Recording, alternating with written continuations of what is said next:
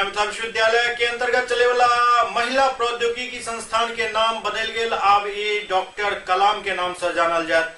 ललितराय मिथिला विश्वविद्यालय के अंतर्गत चले वाला महिला प्रौद्योगिकी संस्थान के नाम बदल कर अब संस्थान के नाम संस्थान के आधारशिला रखे वाला देश के पूर्व राष्ट्रपति भारत रत्न डॉक्टर एपीजे अब्दुल कलाम के नाम पर रखल गए हन। एकर शिलापट के आई उद्घाटन के लिए vice chancellor professor Surendra Kumar Singh और WIT के पूर्व निदेशक और प्रख्यात वैज्ञानिक डॉक्टर मानस बिहारी वर्मा। इस मौका पर डॉक्टर मानस बिहारी वर्मा कहलन जे WIT जे उद्देश्य खुलल छल ओहि उद्देश्य के पूर्ति के तरफ धीरे धीरे बढ़ रहा है, लेकिन अखन बहुत किछु एहिठाम केनाइ बाकी अछि। संस्थान के वर्तमान निदेशक डॉक्टर नेहाल एहि बारे में कहलन जे ई एकटा सपना छल और ई सपना आई साकार भ रहल है। जल्दी जहन इंफ्रास्ट्रक्चर के लेल पूरा आइटम व्यवस्था भ जाए तेकरा बाद ई न सिर्फ दरभंगा बल्कि बिहार के लेल एकटा गौरवपूर्ण जगह रहत।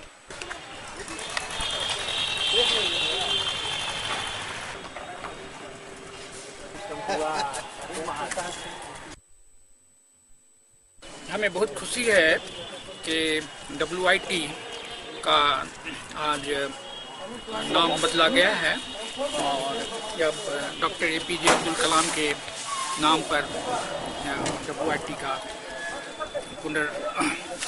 नाम किया जा रहा है। आज जो डॉक्टर कलाम का सपना था वह धीरे धीरे इस इंस्टीट्यूट के माध्यम से पूरा हो रहा है और इस क्षेत्र की लड़कियां इसका पूरा फायदा उठा रही हैं। मुझे बहुत खुशी है कि मिथिला विश्वविद्यालय ने यह निर्णय लिया और इसे APJ Abdul Kalam women's institute of technology का नाम दिया है। इस संस्था का विकास होता रहे, यही हमारी इच्छा है। सर, आपने विकास की बात की, जिस मकसद से यहाँ इनका खोला गया था ये WIT, करीब 1.5 दशक होने जा रहे हैं। जो आधारभूत संरक्षण है उसमें कोई परिवर्तन कुछ तो हुआ, लेकिन जो होना चाहिए नहीं हो पाया। तो क्या मानते हैं इस चीज़ को आप? प्रयास हो रहा है, जैसा मुझे जानकारी दी गई है कि विभिन्न विषयों की पढ़ाई यहाँ शुरू की जा रही है और इसके साथ साथ इंफ्रास्ट्रक्चर का भी डेवलपमेंट हो रहा है।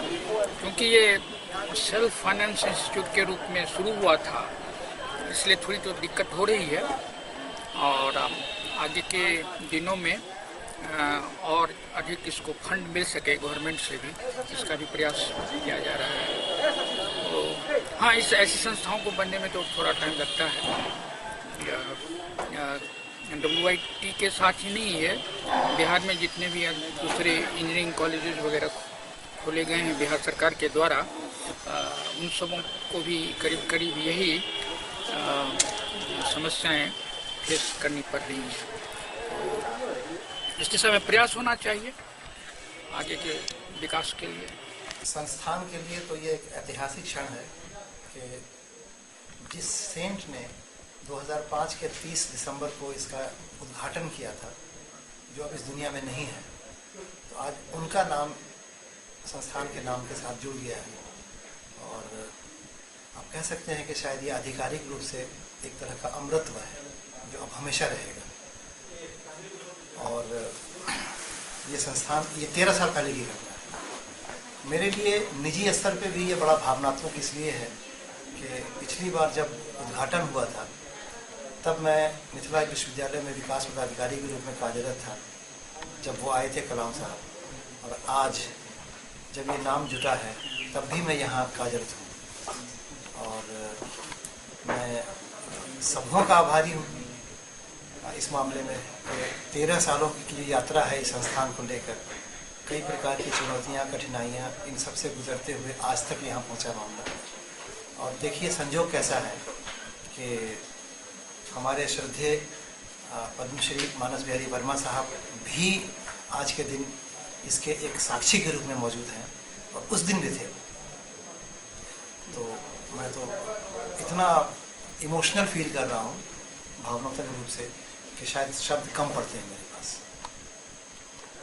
सर, जो एक उम्मीद है इस संस्थान के हिसाब से जो इंफ्रास्ट्रक्चर होना चाहिए वो लगभग कब तक उम्मीद किया जाए जो तैयार होगा? जी, ये बड़ा अच्छा प्रश्न है, क्योंकि मैंने जो अभी कहा कि बहुत प्रकार की चुनौतियाँ और कठिनाइयाँ इन 13 सालों में सामने रही हैं, मगर जो हमारे वर्तमान कुलपति महोदय हैं उनके बहुत ही पॉजिटिव सकारात्मक मार्गदर्शन में और जो उनका काम करने का तरीका है उसके तहत में कई प्रकार के ऐसे कंस्ट्रक्शन वर्क्स जो बिल्डिंग से रिलेटेड हैं, क्लासरूम से, लैब से, एकेडमिक और एडमिनिस्ट्रेटिव जो बिल्डिंग्स हैं, ऑडिटोरियम है, इन सब से जो संबंधित है वो सब के सब आज के दिन पूरे किए जा रहे हैं।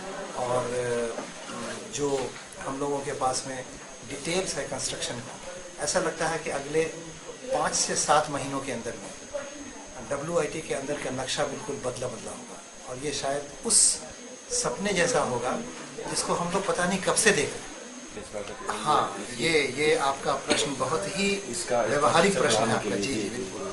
तो इसका मैं आपको ये बताना चाहूँगा कि मिथिला विश्वविद्यालय ने महिला प्रौद्योगिकी संस्थान, जो अब डॉक्टर APJ अब्दुल कलाम महिला प्रौद्योगिकी संस्थान के नाम से है, इसको 25 एकड़ ज़मीन दिया था टोटल। तो अभी जो जिस बाउंड्री में हम लोग हैं, ये लगभग आपको 8.5 एकड़ से थोड़ा कम उतना लैंड हमारे पास अभी है।